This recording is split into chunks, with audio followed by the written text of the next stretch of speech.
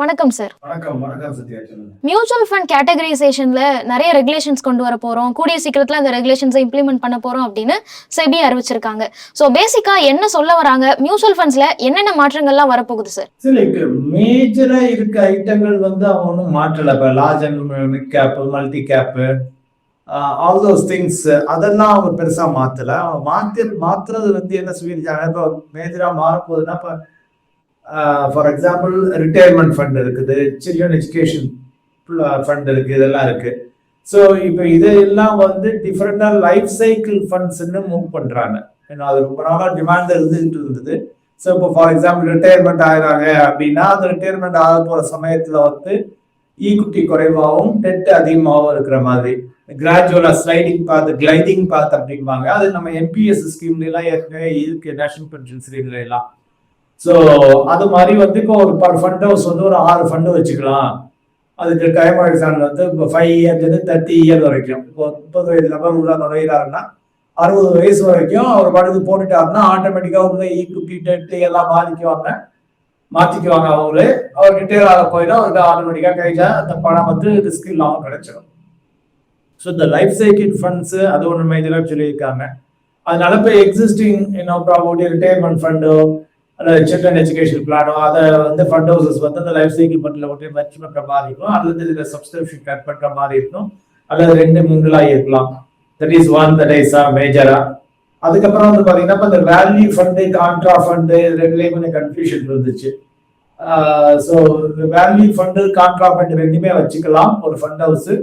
ஆனால் ரெண்டுக்கும் உள்ள portfolio overlap should not be more than 50% அப்படின்னு சொல்லியிருக்காங்க.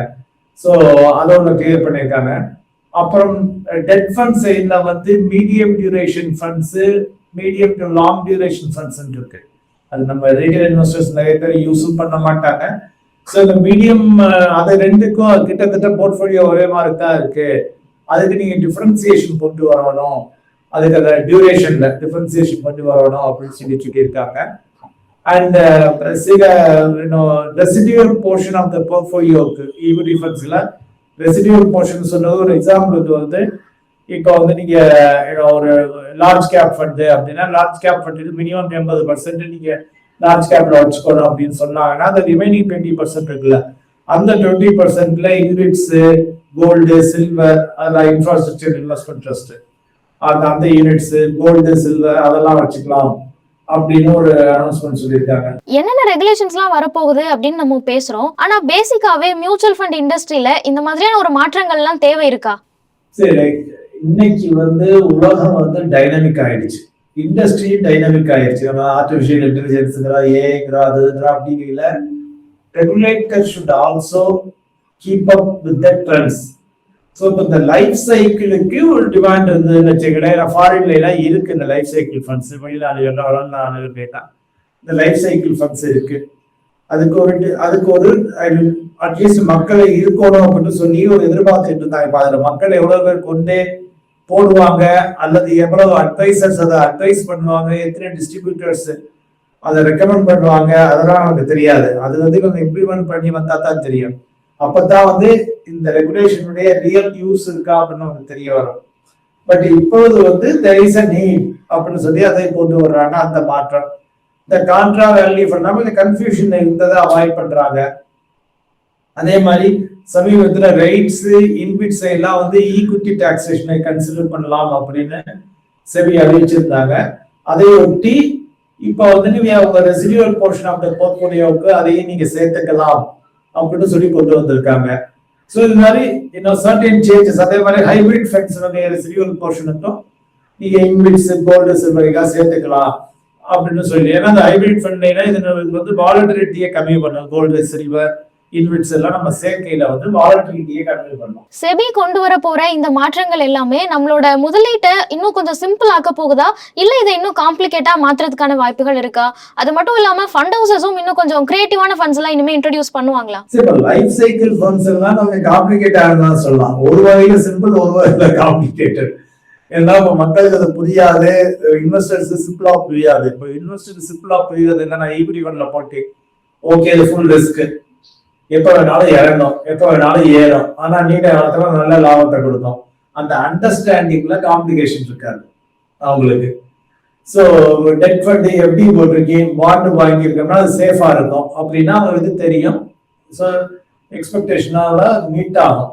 பட் வேற இப்போ நம்ம லைஃப் சைக்கிள் ஃபண்ட் அப்படின்னு சொன்னையில வந்து கிராஜுவலா வந்து இப்போ ஈக்குட்டி சின்ன வயசுல இருக்கவங்களுக்கு ஒரு 80%, 90% இருக்கு, அப்புறம் 60% ஆகி, அப்புறம் 50 ஆகி, 40 ஆகி, 30 ஆகி, 20 ரிட்டையர் ஆக போயில 20% இருக்கும், அல்லது 100% டெட்டுக்கு மாறிடும் அப்படின்னு சொல்றோம். இப்போ அது நிறைய எம்ப்ளாயிஸ் வந்து நிறைய இன்வெஸ்டர்ஸ் அதை விரும்பலாம இருக்கலாம்.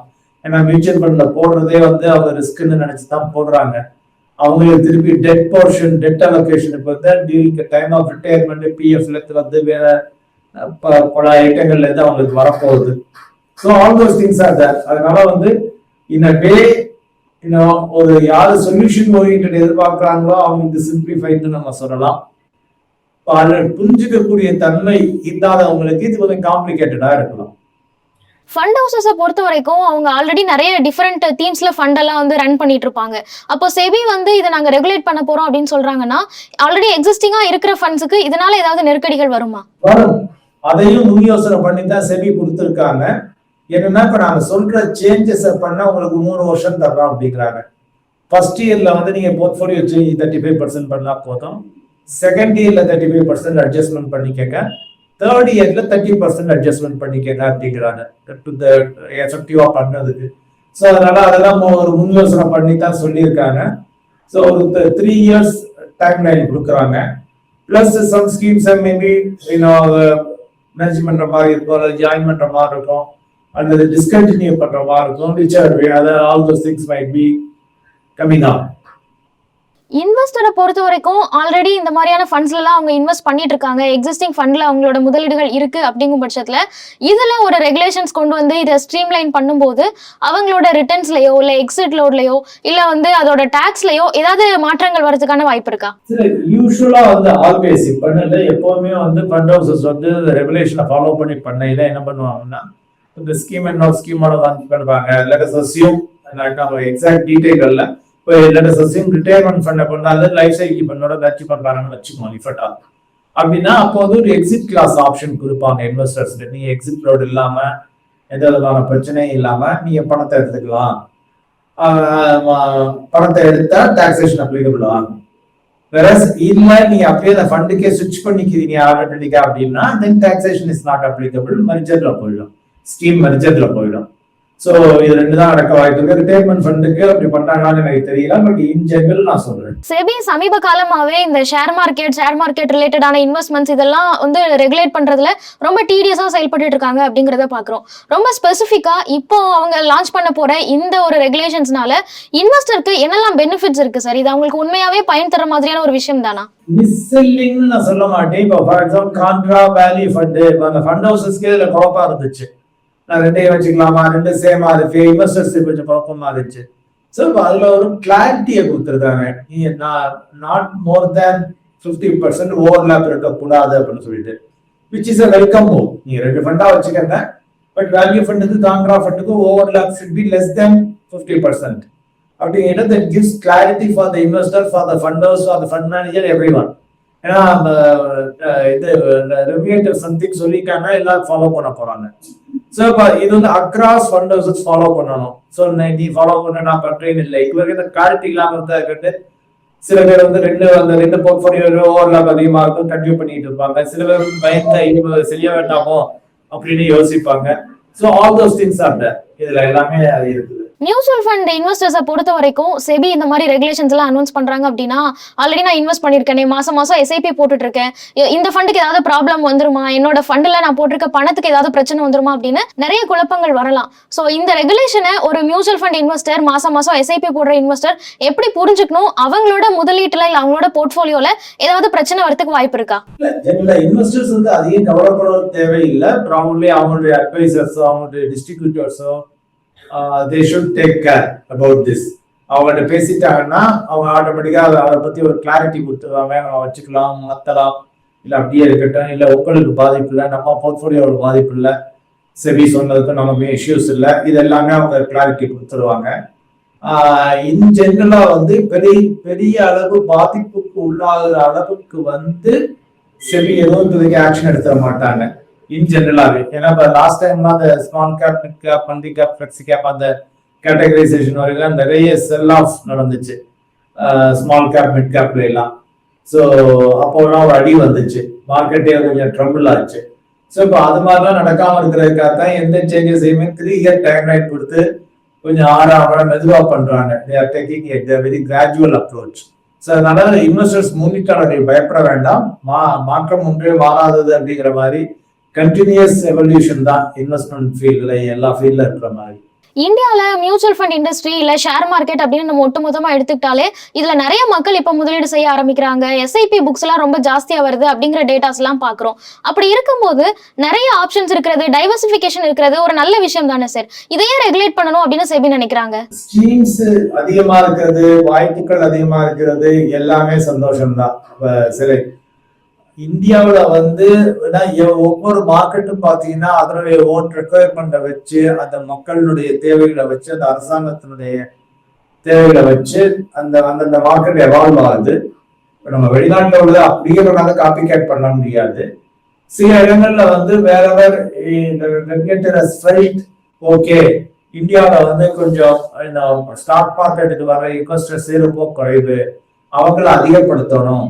அவங்களை அதிகப்படுத்துறதுக்கு ஆரம்பத்துல ப்ராடக்ட்ஸ் அப்படிங்கிற மாதிரி யோசிக்கலாம். ஒரு எக்ஸாம்பிளுக்கு சொல்றேன், இப்ப நீங்களே போனீங்கன்னா ஒரு ப்ராபப்ளி பெங்களூர்லயோ ஒரு டெல்லியிலயோ ஒரு லார்ஜ் ஐஸ்கிரீம் பார்லருக்கு போறீங்கன்னு வச்சுங்களேன். அங்கே போனீங்கன்னா சார் உங்களுக்கு டாப் அப் பண்ண வேணும் சார், சாக்லேட் ஆட் பண்ணவா வேண்டாமா சார், சுகர் இன்க்ளூடடா சுகர் லெஸ்ஸா. இவர் இப்ப இதே ஒரு நபர் வந்து மூன்றாம் கட்ட நகரத்துல இருந்து 4ஆம் கட்ட நகரத்துல இருந்து அந்த ஐஸ்கிரீம் பார்லருக்கு போயிடாருன்னா அவர் என்ன சொல்ல போறாரு, எப்ப எனக்கு வேண்டியது ஒரு ஐஸ்கிரீம், உனக்கு பிடிச்சதை கொடுப்பா அப்படின்னு போக போறாரு. பட் அதே இது நகர்ப்புறங்கள்லயே வளர்ந்த கிட்ஸ் வந்து இவ்வளவு ஆப்ஷனையும் சொல்லி சொல்லுவாங்க, எனக்கு இந்த ஐஸ்கிரீம் கொடுங்க அப்படின்னு சொல்லிட்டு.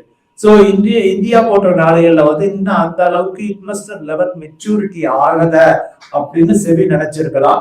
அதற்காக வந்து நிறைய ப்ராடக்ட்ஸ் ஆஃபர் பண்ணிட்டு போறாங்கன்னா ஒரு கன்ஃபியூஷன் உருவாகும். மிஸ்செல்லிங் கூட நடக்கலாம். அல்லது ஃபண்ட் ஹவுசஸும் many number of schemes introduce பண்ணி ஒரு கிளாரிட்டி இல்லாமல் போய்கிட்டு இருக்கலாம். அதனால வளரக்கூடிய காலகட்டங்கள்ல let us have certain guard rails அப்படிங்கிறதுதான் செபியினுடைய நோக்கமாக இருக்கு. நீங்க ரிட்டையர்மெண்ட் ஃபண்ட் இல்ல சில்ட்ரன் ஃபண்ட் அதை பத்தி பேசும்போது லாக்இன் வரதுக்கான பாசிபிலிட்டி இருக்கு அப்படின்னு பேசுறோம். ஆனா மியூச்சுவல் ஃபண்ட் இன்வெஸ்ட்மெண்ட் பத்தி பேசும்போதே இதை நம்ம ஈஸியா லிக்விடேட் பண்ணிடலாம், ஒரு T+2 டேஸ்ல உங்க கைக்கு பணம் வந்துரும் அப்படிங்கறது தான் ஒரு முக்கியமான ப்ரிவிலேஜா, ஒரு ஆடட் அட்வான்டேஜா பேசுறோம். அப்போ இதுக்கும் ஒரு லாக்இன் பீரியடோட வரப்போகுது அப்படிங்கும்போது இந்த மியூச்சுவல் ஃபண்ட் இன்வெஸ்ட்மெண்ட்டுக்கான பர்பஸே அங்க அடி வாங்குது இல்ல சார்? இது எப்படி ஒரு இன்வெஸ்டர் புரிஞ்சுக்கிறது? Still mutual fund has the most flexibility among all investments. Even FDA compare பண்ணிக்க கூட மியூச்சுவல் ஃபண்ட்ல நல்ல ஃபிளெக்சிபிலிட்டி இருக்கு. That will continue. நீங்க மல்டி கேப் ஃபண்ட்ல போறீங்க, large and mid cap, small cap, mid gap, இது எல்லாத்தையும் போடையில வந்து ஃபிளெக்ஸி கேப், இது எல்லாத்தையும் போடையில உங்களுக்கு அந்த ஃபிளெக்சிபிலிட்டி கன்டினியூ ஆகுது. But at the same time கொஞ்சம் இம்பல்சிவ் இன்வெஸ்டர்ஸ் இருக்காங்க இல்லையா, போட்டு பயந்து எடுக்கிறது, மார்க்கெட் விடுறதுனால எடுக்கிறது, கோலை பத்தியே யோசிக்காம இருக்குது. சோ அது போன்ற மக்களுக்கு வந்து சர்டன் லாக்இன் இருந்தா பெட்டர் அப்படிங்கிறது என்னுடைய கருத்து.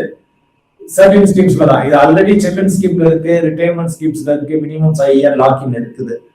சோ அதே மாதிரி தான் இங்கேயும் கொண்டு வர்றாங்க. இப்போ அதோட குறைச்சிருக்காங்க. லைஃப் சைக்கிள் ஃபண்ட்ஸ்ல என்ன பண்றாங்கன்னா ஃபர்ஸ்ட் இயர்ல வித்ட்ரா பண்ணீங்கன்னா 3%, செகண்ட் இயர்ல வித்ட்ரா பண்ணீங்கன்னா 2%, தேர்ட் இயருக்கு அப்புறம் வித்ட்ரா பண்ணீங்கன்னா 1% அப்படிங்கிற மாதிரி ஒரு லாக்கிங் கான்செப்டை கொண்டு வர்றாங்க. ஸோ அது வந்து which is I think A welcome move. ஆனா அது என்னன்னா மக்கள் வந்து டிஸ்ட்ரிபியூட்டரோ அட்வைசரோ இன்வெஸ்டர்ஸுக்காக முதலீடு செய்ய இந்த இன்வெஸ்டர்ஸ் அதை வெரி கிளியரா சொல்லிட்டு இது மாதிரி லாக்கினோட தான் நீங்க என்ட்ரு ஆகிறீங்க. ஸோ ஒரு போர்ஷன் ஆஃப் யுவர் இன்வெஸ்ட்மெண்ட் இந்த மாதிரி லாக்கின்ல வச்சுக்குவோம், which is good for you அப்படின்னு சொல்லி விவரிச்சு போட்டா அது ஒன்றும் பிரச்சனை இல்லை. வரப்போற இந்த புதிய ரெகுலேஷன்ஸ்னால இன்வெஸ்டருக்கு என்ன ப்ராப்ளம் இருக்கும், ரெகுலேட்டர் ஏன் இதை பண்றாங்க, ஃபண்ட் ஹவுசஸ் என்ன சந்திப்பாங்க அப்படிங்கறதெல்லாம் பேசுறோம். இதை தாண்டி ஒரு மியூச்சுவல் ஃபண்ட் டிஸ்ட்ரிபியூட்டருக்கோ இல்ல ஒரு மீடியேட்டருக்கோ இதனால ஏதாவது நெருக்கடிகள் வருமா? இருக்கு சில சர்டன் ஒர்க்லோட் தான். அதாவது இப்போ ரெகுலேட்டரோட we all have to check out market ட்ரெண்டோட check out பண்றோமோ அதே மாதிரி நியூ ரெகுலேஷன்ஸோடையும் you have to keep up. So அவங்களுக்கு என்ன கொஞ்சம் ஜாப் இன்க்ரீஸ் ஆகும், that is fine, that is their duty. So அவங்க கஸ்டமருக்கு எக்ஸ்பிளைன் பண்ணோன்னா இந்த மாதிரி ஸ்கீம் மஞ்சள் ஆகுது அல்லது புது வகையான ஸ்கீமுக்கு மாற்ற போறாங்க, ஆர் தோஸ் திங்ஸ் அவங்க எக்ஸ்பிளைன் பண்ற மாதிரி இருக்கும். This is service industry. So அதனால அவங்க தட் இஸ் தர் டியூட்டி, அதை அவங்க செய்யத்தான் வேணும். கொஞ்சம் ஒர்க்லோட் அதிகமாகும், தட் இஸ் அப்சல்யூட்லி ஃபைன். இந்த மாதிரியான ரெகுலேஷன்ஸ்னால செபி வந்து மியூச்சுவல் ஃபண்ட் இண்டஸ்ட்ரியை ரொம்ப ஸ்ட்ரீம்லைன் பண்ணணும் அப்படின்னு நினைக்கிறாங்க அப்படிங்கறத புரிஞ்சுக்க முடியுது. ஸோ இது ரொம்ப ஸ்ட்ரீம்லைன்டா இந்த இண்டஸ்ட்ரி மாறும்போது யாருக்கு இது ரொம்ப அட்வான்டேஜா இருக்கும்? இது இன்வெஸ்டர்ஸ்கா இல்ல ஃபண்ட் ஹவுசஸ்கா, இது ரெகுலேட் பண்ற ரெகுலேட்டர்கா, யாருக்கு இது நிறைய பெனிஃபிட்டான மாறும் சார்? சரி, இண்டஸ்ட்ரி ஸ்ட்ரீம்லைனா இருந்துச்சுன்னா, any industry, not only mutual fund industry, any industry ஸ்ட்ரீம்லைனா இருந்துச்சுன்னா, டிசிப்ளின்டா இருந்துச்சுன்னா, வெல் தாட் அவுட்டா இருந்துச்சுன்னா, வெல் கிளாரிஃபைடா இருந்ததுன்னா, அதுல இருக்கக்கூடிய பார்ட்டிசிபென்ட்ஸ் அனைவருக்குமே அது வந்து நல்லதுதான். ஏன்னா அது டிஸ்ட்ரிபியூட்டர் ஆகட்டும், அட்வைசர் ஆகட்டும், மேனுஃபேக்சரர்ஸ் மியூச்சுவல் ஃபண்ட் ஹவுசஸ் ஆகட்டும், ரெகுலேட்டர் ஆகட்டும், இன்வெஸ்டர்ஸ் ஆகட்டும், இது எல்லாருக்குமே வந்து அது வந்து ஏன்னா all of them are aligned in the same path, ஒரே வழியில தான் எல்லாரும் சென்றாங்க போய்கிட்டு இருக்காங்க அப்படிங்கிறதுல வந்து there is no confusion involved. அதனால இந்த கிளாரிட்டி கொண்டு வர்றது வந்து இந்த ஸ்ட்ரீம்லைன் பண்றது வந்து நல்லதுதான். அது கிராஜுவலா பண்ணிக்கிட்டே இருக்காங்க. ஆளாக சடனா கொண்டு வந்தாங்கன்னா தான் பயம். சரி, இப்ப இன்னைக்கு கூட பாத்தீங்கன்னா இன்னைக்கு தான் அனௌன்ஸ் பண்ணியிருக்காங்க, இப்போ mutual fund distributor and advisers இடையில அதுக்கு உள்ள ஓவர்லாப்பிங் என்ன இருக்கு, அதை எப்படி மாத்தலாம் அப்படின்னு ஒரு டிஸ்கஷன் பேப்பர் வந்திருக்கு. அதுக்கு ஒரு கமிட்டி அமைச்சிருக்காங்க. So this is a continuous process. பொதுவாகவே மக்களுக்கு பங்குச்சந்தை இல்ல மியூச்சுவல் ஃபண்ட் மாதிரியான முதலீடுகள் எல்லாம் பண்ணணும் அப்படின்னா நம்ம நிறைய படிச்சு தெரிஞ்சிருக்கணும், இது ஒரு மேல்தட்டு மக்களுக்கான ஒரு ப்ராடக்ட் தான் அப்படிங்கிற தாட் இருக்கும். இதுல நிறைய புது புது ரெகுலேஷன்ஸ் கொண்டு வராங்க, அந்த பேட்டர்ன்லாம் சேஞ்ச் ஆகுது. அப்படிங்கும் போது மக்களுக்கு இன்னுமே இது ஒரு குழப்பமான ப்ராடக்டா மாறாதா? இந்த ரெகுலேஷன்ஸ்னால மியூச்சுவல் ஃபண்ட்ஸை ஒரு காமன் மேனுக்கு எடுத்துட்டு போறதுக்கான பாசிபிலிட்டிஸ் அதிகரிச்சிருக்குன்னு நினைக்கிறீங்களா இல்ல கம்மியா இருக்கா சார்? காமன் மேன்ட்ட வந்து இந்த ரெகுலேஷன்ஸ்னால நேரடியாக எடுத்துட்டு போக முடியாது இண்டஸ்ட்ரியை. You need intermediaries, you need advisors, எல்லாருமே தேவை. பட் இந்த ஒரு ஆக்ஷன்னால இமீடியட்டா காமன் மேன் எடுத்துட்டு போக முடியுமானா டெஃபினெட்லி நோ. பட் கொஞ்சம் சிம்பிளிஃபை பண்ணோம். பட் ஸ்டில் நீங்க சொல்ற மாதிரி ஆல்வேஸ் இன்வெஸ்டர்ஸ்க்கு வந்து மியூச்சுவல் ஃபண்ட் வந்து ஒரு தக்கத்துல இருக்க கம்ஃபர்ட்டோ, ரியல் எஸ்டேட்ல இருக்க கம்ஃபர்ட்டோ அவங்களுக்கு இருக்காது. ஏன்னா அவங்க காலகாலமா பார்த்து வளர்ந்துருக்காங்க. பட் அதற்காக தான் அவங்களுக்கு intermediaries, advisers, mutual fund distributors எல்லாருமே இருக்காங்க. ஸோ அவங்க இதை எடுத்து உழைப்பாங்க, எடுத்து சொல்லுவாங்க, விளக்கி சொல்லுவாங்க. அவங்க மூலமா தான் வந்து இன்வெஸ்டர்ஸ் புரிஞ்சுக்க முடியுமே தவிர நேரடியாக இந்த மாறுதல்கள்னால ஆட்டோமேட்டிக்கா இன்வெஸ்டர்ஸ் வந்துருவாங்க அப்படிங்கிறதுக்கு சான்சஸ் வந்து குறையும். செபி ப்ரப்போஸ் பண்ணியிருக்கிற இந்த புது ரெகுலேஷன்ஸ் பத்தின நிறைய முக்கியமான தகவல்களை டீட்டெயிலாக பகிர்ந்துருக்கீங்க. Thank you so much sir. மேலும் ஈடி தமிழ் சேனல்ல வரப்போகும் பிசினஸ் மற்றும் அது ரிலேட்டடான வீடியோவை பார்க்க உடனே கீழே இருக்க சப்ஸ்கிரைப் பட்டனை கிளிக் பண்ணுங்க.